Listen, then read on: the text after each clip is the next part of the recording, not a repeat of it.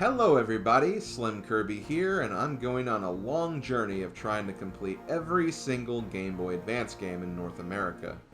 This is the story of the highs, the lows, and all the silly stuff in between for the Game Boy Advance completion experience. This is GB Ace. Game number 26, The Berenstain Bears and the Spooky Old Tree. Hi, I'll be your narrator for this experience. Why me and not your traditionally scheduled commentator? Well, let's just say, so far in the GBA series, we've never had a subject like this. We've had platformers, RPGs, puzzle games, heck, even a godforsaken pet care simulator for crying out loud. But no, nothing like this. For now, we have reached the dreaded horror game genre. Now, I know this game may not look the part, but see, that's where unsuspecting victims make their first mistake. I mean, the game practically tries to warn you about its scariness from the moment you read the title. Bears, spooky old trees. Those are like the top 2 scariest things in existence. Seriously, there's probably some Watch Mojo list out there that reflects that. So please, join me as we take our first steps into what might be the most frightening game on the Game Boy Advance. The Berenstain Bears and the Spooky Old Tree was released on the Game Boy Advance in September of 2005, developed by Program Ace and published by Namco. Wait, hold on a second. Berenstain or Berenstain? Whatever, who cares? That argument Mandela effect is cringe no matter which way you slice it. Anyway, for those not in the know, this was a license that was pretty proactive in the children's novelization department. If you were a kid in the 90s, you likely saw these books in a lot of different places. Heck, I even owned a few of them in this picture alone, and in fact, the Spooky Old Tree actually happens to be one by itself, so who knows, maybe you've actually read this one before. Although doubtful, because that assumes you must have lived to tell the tale. And for those who haven't, I wouldn't worry about spoilers if I were you. Trust me, you will soon have way more things to concern yourself with. Also, come on, it's a freaking children's picture book. If you are that insecure about spoilers for this, then I literally have no idea what to tell you otherwise. Anyway, you're probably asking, what kind of game is this? Well, I'd personally define it as a puzzle platformer of sorts. You take control of your young bears, your victims, and try to guide them to the end of each level. Each bear can walk, jump, and use some tool of theirs to attack enemies, but in addition to this, each bear has a unique ability that they can use to solve a puzzle. Brother Bear can push boxes around, giving proverbial stepping stones to higher locations. Sister Bear can do a long jump to cross wider gaps, and Fred Bear can use a grappling hook to climb upwards to higher locations. Also, pardon my segue, but who the hell is Fred Bear? I don't remember Fred Bear in my Berenstain Bears books, given it's been 3 decades since I read any of them, but still, he did not ring any bells for me, that's for sure. In fact, most of the Twitch audience defaulted to a different bear named Fred, who shall not be named or talked about here. After all, we're talking about some high-level spooky content here, not some baby game about an animatronic pizza place. Anyway, one thing that became immediately apparent to me while playing this game gave very spookily scary vibes to another game I've played before, The Lost Vikings on Super Nintendo. And you know what? I really think they got inspiration from that series too. 3 characters, each one being able to do different things, working together in harmony to get to the end of each level. It's really quite outstanding to see these similarities. I just hope they didn't carry over the difficulty because, well, Lost Vikings is known for being rather difficult. Some might even say, balls hard, to put it in a blunt, brash, and crude fashion. This game, however, was not like that at all. I suppose the developers wanted to at least save some relief for their target audiences. They were already risking any exposure of this game to lead to dark nightmares from which no one would ever be able to recover from, so may as well save their brains from exploding at least. But yeah, aside from switching to each individual character when their unique skill is required, the game is pretty upfront about its puzzles and what you need to complete them. In fact, each level intro gives you a brief synopsis of what to expect, and there are signs located throughout each level to show you who will need to use to make progress in a specific area. In fact, it makes me wonder if this free transparency was just a ploy to catch any unquestioning individuals off guard. Well, wouldn't you like to know? While going through this game, you will also have to contend with obstacles and enemies that can do damage to you. Most enemies can be dealt with by using each bear's attacking option. Brother throws a straightforward projectile, Sister swings a bug-catching net, and Fred, well, Fred's attack kinda sucks. He throws a rock in an arc formation, which can be really weird to time properly. Maybe that's why no one remembers this bear. He's just that bad at attacking enemies. Sure, that must be it. I wouldn't say anything in this game is too threatening, though. Some of the later levels will have more enemies to look out for that move in more erratic patterns, and since the levels themselves are longer, it's definitely easier to die in those, but in this playthrough there were only 2 times where this happened, so do not fixate on that. The goal of this game is not to destroy you, just scare you to your very core. Also, I suppose there technically were more than just 2 deaths I had, but the others happened in auto-scrollers where basically a missed jump could only lead to death anyway, so I really don't count those. You'll also notice that in these levels you'll have some tasty collectibles to obtain. Pieces of candy and delicious jars of honey are suspiciously laid out, almost like the sweet siren song, the doom of these innocent creatures. It is kinda strange though.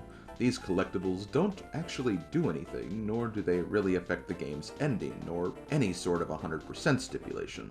They just accumulate until you get extra lives, and it's not really like they go to the same value either. They are both separate entities, and 10 individual honey jars get an extra life, while 100 individual candies do the same thing. I found this very weird, almost scary weird.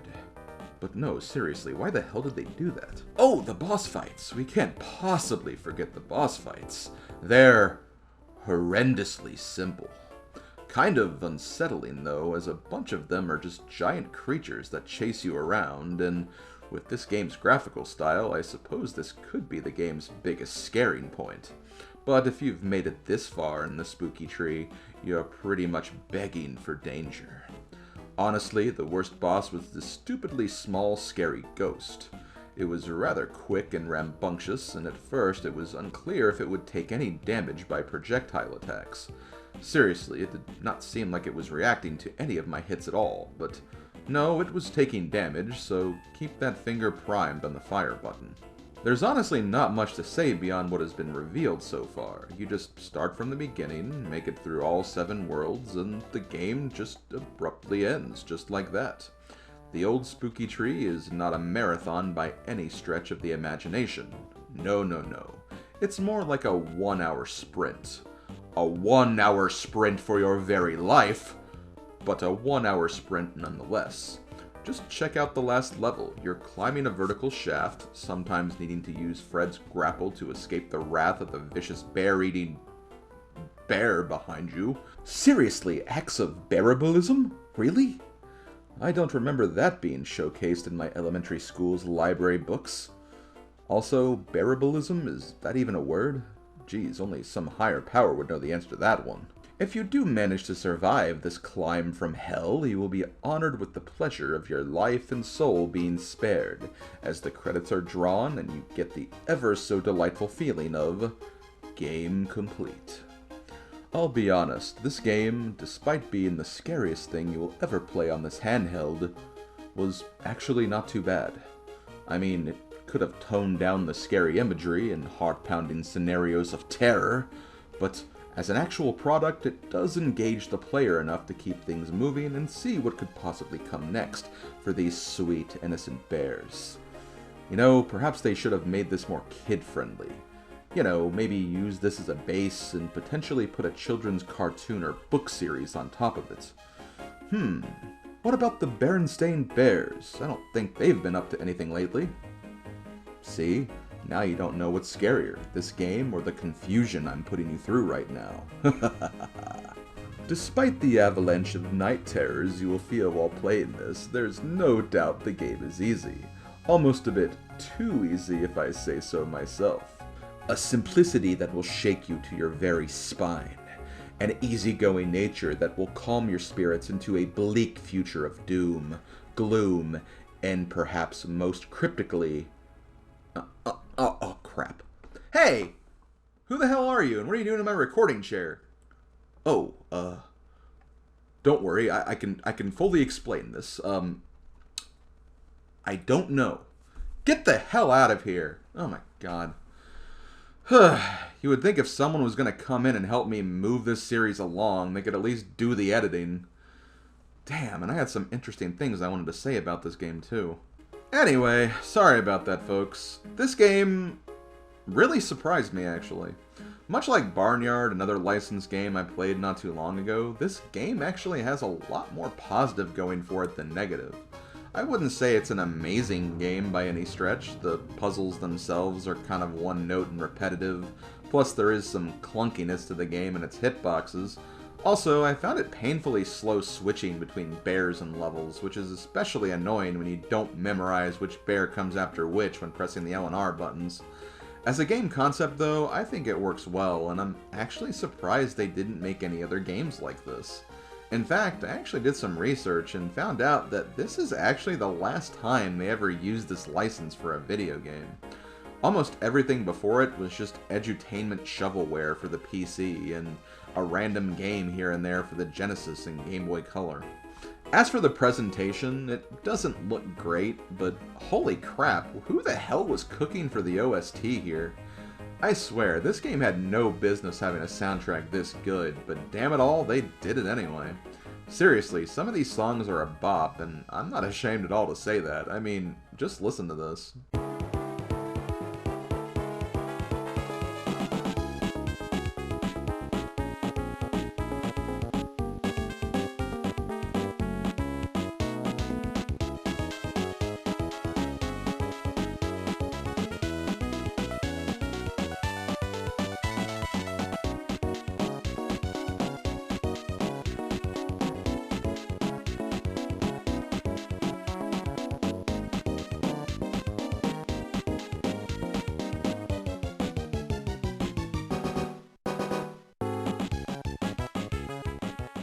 Okay, so let's get to the scoring here. I'm giving both overall game quality and personal enjoyability a 3.5 out of 5. I don't feel like it quite earned a 4, but I do think it deserves something above average at the very least, so I think 3.5 is good enough. It's very playable and kind of an intriguing game, not gonna lie.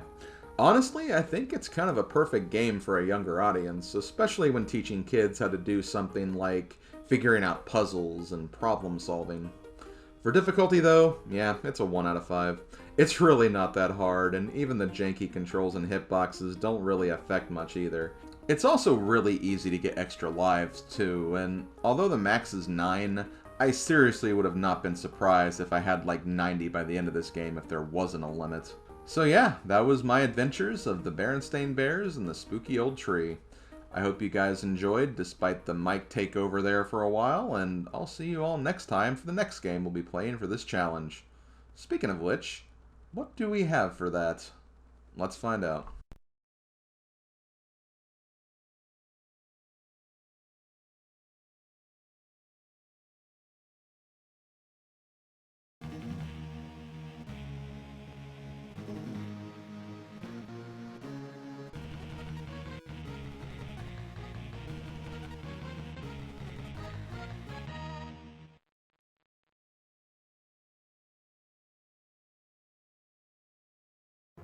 Okay guys, thank you for watching this summary. I really appreciate it. Don't forget to leave a comment and or like on the video, as those will really help me in these videos out. And stay tuned for future summaries of this series. If you also want to watch full playthroughs of these games for this challenge, check out the video description for a full playlist of everything that's been uploaded and exported so far. And if you're curious about what I'm playing right now for the challenge, be sure to stop by my Twitch channel to see what my current progress is.